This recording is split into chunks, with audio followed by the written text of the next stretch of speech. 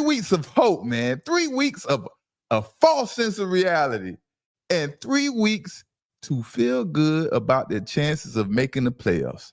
All of a sudden, that has to come to an end. Mm-hmm.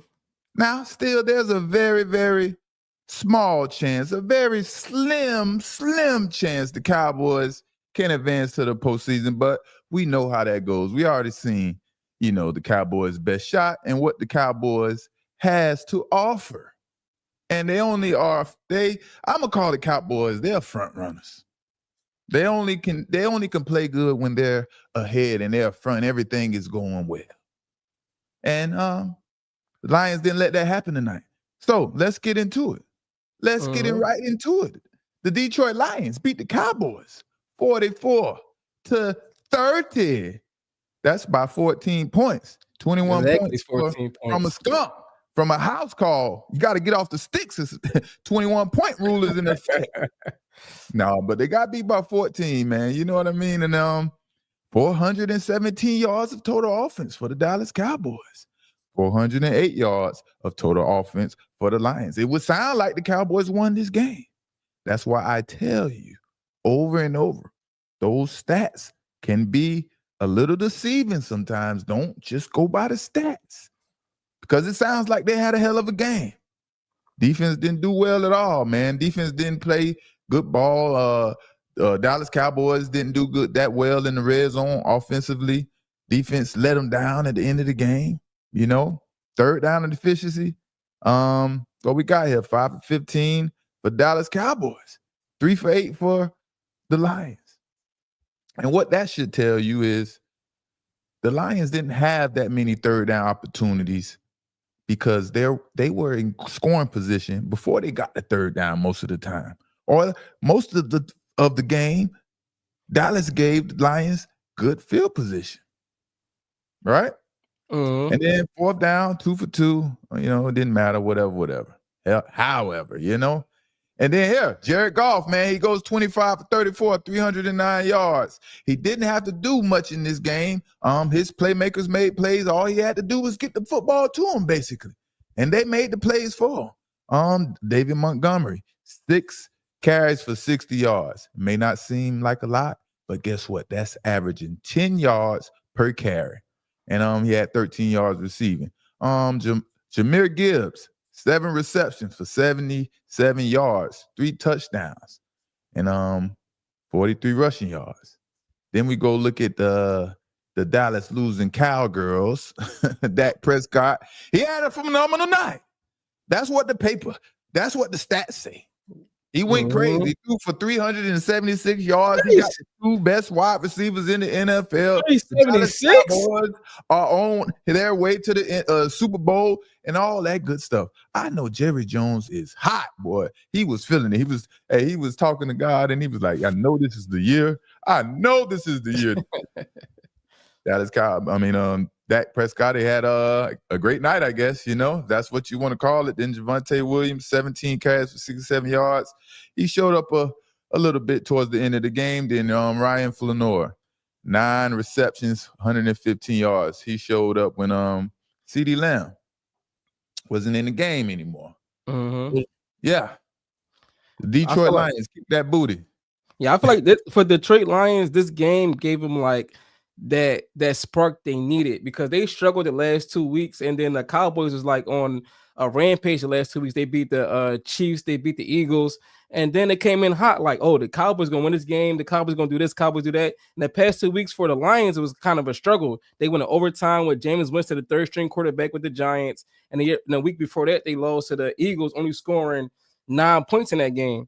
So I feel like this is that get-back game the Lions needed to make that playoff run. I mean, they put up 44 points and get one of the hottest teams in the NFL.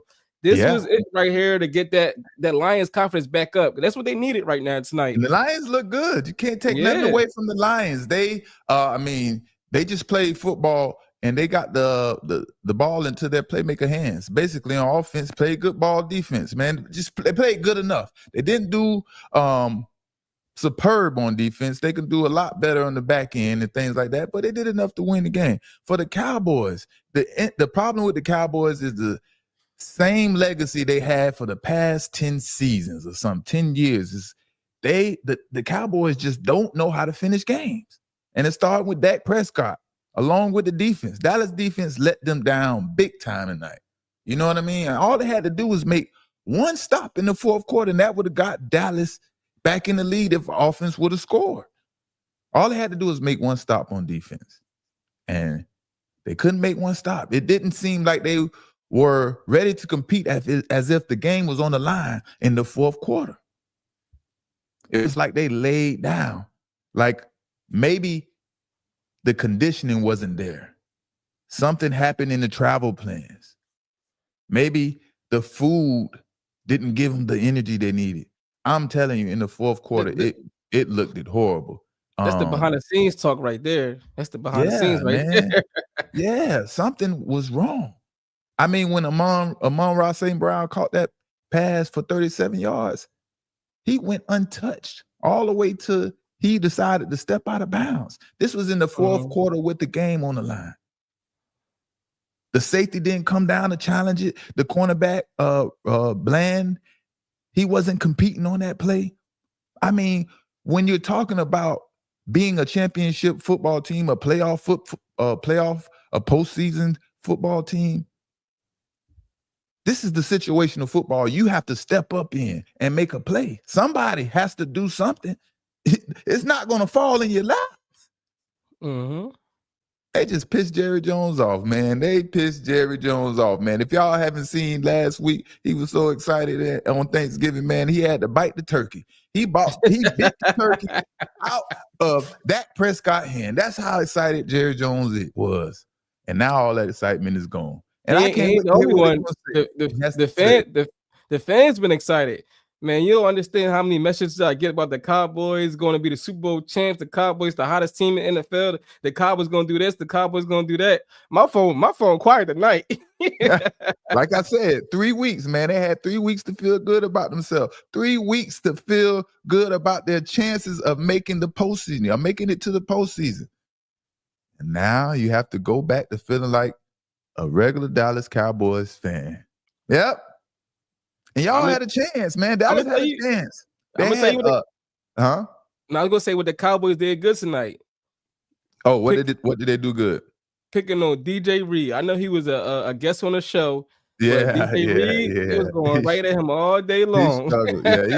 He struggled tonight, man. They went at him, and that's how it goes sometimes. But he did make a few plays, make him feel good about, something to look forward to. He made a few plays, but we had some talks, man, and some things that I see he could work on to stop some of those big plays from happening, man. But at the end of the day, Dallas Cowboys had their chance in the third quarter. They had their third chance in the third quarter after Detroit missed that field goal, and Dallas was down by 11 points.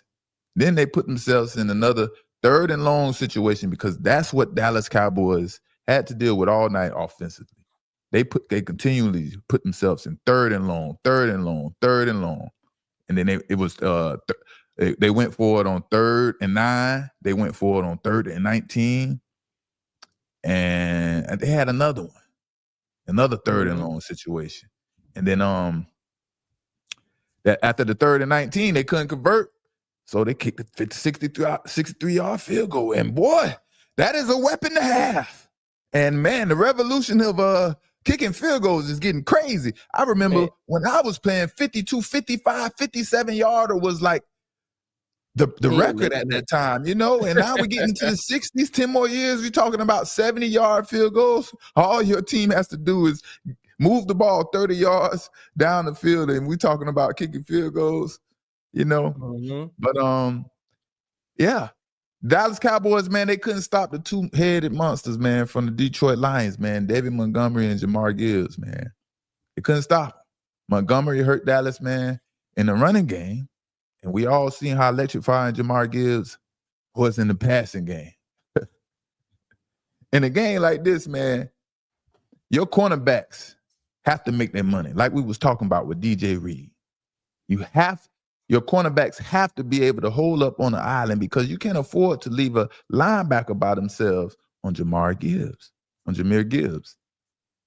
Because we were seeing the results of what will happen That young man is too electrifying, too fast, too quick, just too special of an athlete for any linebacker in the NFL to be covering him or be left in the middle of the field one-on-one with Jahmyr Gibbs.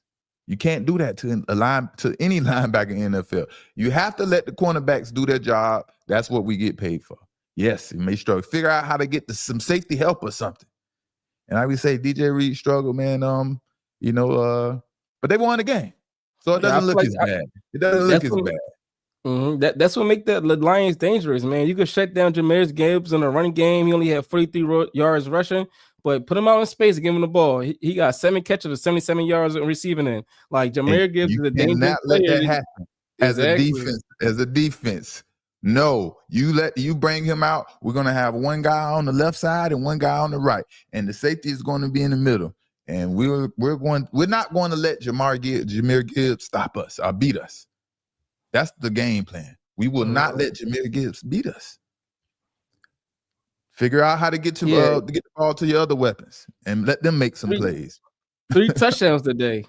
Yeah, man. He's electrified, man. He put on the show, man. He put on the show like he always do for us on primetime football. It's like he's a cheat code.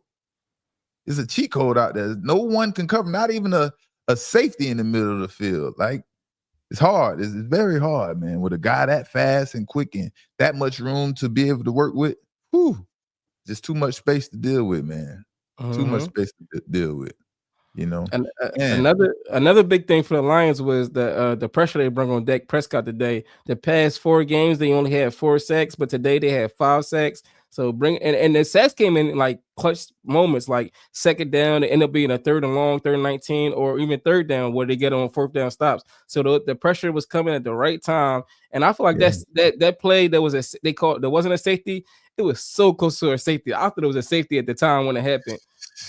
It definitely looked like it was a safety on Ferguson, Jake Ferguson. Yeah, number 87, Jake Ferguson. It definitely looked like it was a safety at the moment in time. And I didn't understand what the heck Dak was doing on that play. Like, what were you doing? At first, it looked like Dak was looking like he was getting ready to throw the ball quick, get the ball out of his hands quicker. 1, 2, 3, get the ball out. And then he second guessed himself, and then continued to float back. And it was like he went past his 5 and 6 step drop. Like he went to 8 steps and just floated right in the end zone. It was like, here you go. Get your sack. Get your safety. You know what I mean?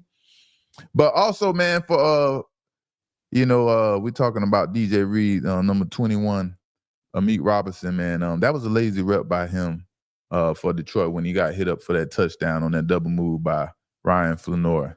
Right? I know the announcer got it wrong, and he said it was cover 2, and the safety was Branch was supposed to be over the top to help him. But no, man, I didn't see cover 2. I saw man to man. And that's the dangers of playing cornerback, man. It's like one false move, and it could be a touchdown. I know exactly what you mean. The one position. He get that little twitch at the sticks. He's thinking like he's doing a stick route. He tried to hop it. He kept going. I know exactly what play you're talking about. Yeah, it's like one false move at cornerback, man. And the game, man, it could be blown wide open because of you. There's no one to blame when you're out there on the island, man, unless there's a blown coverage. But that's why I guess we get paid the big bucks. Like I said, man, I hated to see the way Dallas gave up towards the end of the game, man. They had a chance. They had an opportunity to do some things. Dak Prescott could have got another comeback. No. The Cowboys defense did not want to show up tonight. And I know Michael Parsons over there in Green Bay is chuckling and having a good time, especially after 3 weeks of Dallas doing great. I know he's, yeah, I told you that stuff was all fake. That stuff ain't going to last long. He had a lot to say. But like we talked about that call with Jake Ferguson, man. One thing, man, that was one of the worst calls I've seen in a while. I'm not gonna lie, man. Listen, as a defensive player, you don't even expect that call. I know he didn't even expect to get called offensive pass interference on him because you don't get that.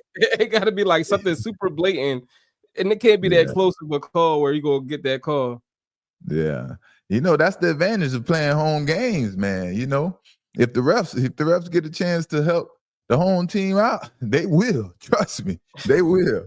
You know, it must have something to do with the treatment or something that the home team gives the refs when, you know, they come to the stadium. I don't know what is it about home field advantage. It's not like those refs are necessarily from these states that they're reffing the game in, but home field advantage is a real thing. But because of that play, they called pass interference. The ref definitely needs to be investigated. We got all these investigations going on in basketball and wherever else. That ref definitely needs to be investigated because that was not offensive pass interference. Not even close. The NFL would never allow for that call to be an example in the rule books for offensive pass interference. Never. And let me tell you, we will be hearing from New York soon about that call because that was a terrible call. And let me that could have changed things for Dallas. I don't know if he would have called it or not. I don't know if he would have called it. The aircraft carrier, he commented, said the crowd influence helps the refs' decisions. Yeah. Right. And then it said Detroit kid from 7 Mile. They owed us from the safety. There was a payback from the safety. That was the pay. Right. You had to figure out something, right? Hey, man, that's the advantage, man. Home field advantage, man. And nothing you could do about it. Nothing you could do about it. I would have been screaming at that ref's face. I probably would have got another penalty if it was me out there, man. Yeah. That was a wild call. It was another one where George Pickens got a face mask when he caught the ball. I was surprised, like these offensive players getting these 15-yard penalties. I was like, you don't usually see that. Usually he's always on the defense. And today a lot of the calls got called on the offense. That was surprising to me.